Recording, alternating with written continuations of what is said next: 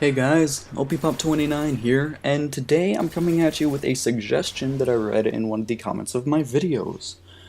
Today I am actually going to give you guys a few Crucible tips. Like I said in the previous videos, I am not the best PvPer, so take this with a grain of salt. Hopefully it'll help you guys out. It's definitely helped me. So just to give you guys some tips, some little pointers, I'm going to tell you what I usually do in the Crucible. First rule of thumb is to always look at your radar. Your radar is your friend, and your performance in the Crucible is largely determined by your focus on your radar. When playing, you should spend about 70% of your time looking at your radar and the other 30% of the time looking at everything in front of you. Keep your eyes glued to your radar, and as soon as you see a red spot appear on your radar, be very mindful of that general direction. When you're not looking at your radar, you should be looking at your screen, scanning from left to right. Your eyes never stop moving. So scan for anyone that's too far from your radar's range, and scan for anyone that might be within your radar's range that you can't quite see just yet. Usually you'll be able to see them unless they're hidden behind a wall. Rule number 2. To complement the time spent looking at your radar, you should learn the maps.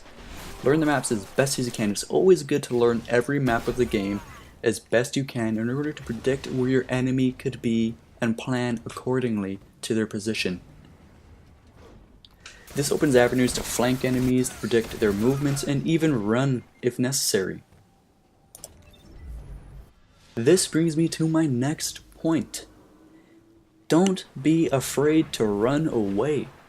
If you're low on health and there's even just one enemy in front of you, run.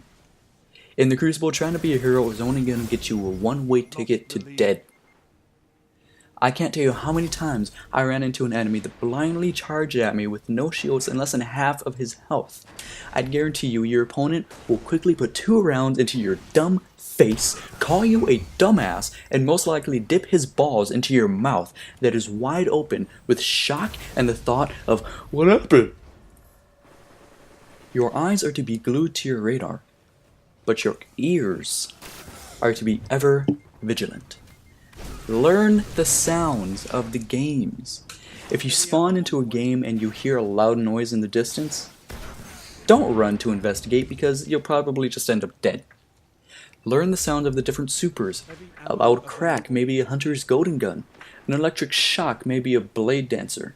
If you hear the sound of a flaming inferno of flames and death and flames, you're probably running to a sunsinger. If you hear a clean sound of a warmth and love and protection, and in some cases death, there's probably a defender titan near. Also, it's best to know what types of weapons you're facing. Rule number 5. Know what weapons sound like. Judging your enemy isn't as easy as knowing which class they're playing as and which super they're packing. Judging certain weapons may be the difference between running into a room and obliterating your enemy and running into a room and being all like, "What happened?" You may judge your enemy's class and you may judge their weapons, but never underestimate your enemy.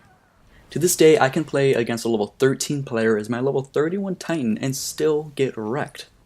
Just because an enemy has a lower level or an uncommon gun doesn't mean that they're going to be easy kills. They will pry you off of your high horse, jump on top of it, and proceed to crush you under its hooves. Laughing. Rule number 7. Use a weapon you're comfortable with. Learn a weapon. Understand its limitations. How high is this weapon's recoil? Is it any good at range? How fast does it shoot and how hard does it hit? Will people be afraid of hearing and seeing it?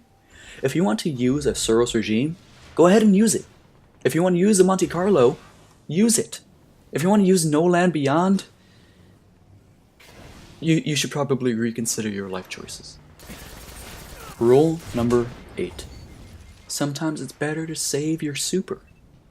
Okay, imagine this. You have your back to a wall, 3 guys are rushing your position, and they're out for blood. You're wondering what to do with your last moments, and then you see it. That beautiful yellow text. Your super is ready. You activate it, you feel so powerful, and then some guy comes around the corner and shoves the barrel of a shotgun down your golden throat and ends your life and your super. Your super remain charged after death for a reason. Use it wisely, and you will be rewarded. Okay guys, the last tip.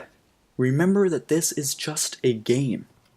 You will die, you will have a bad connection, you will trade kills, you will have bad days, you will lose.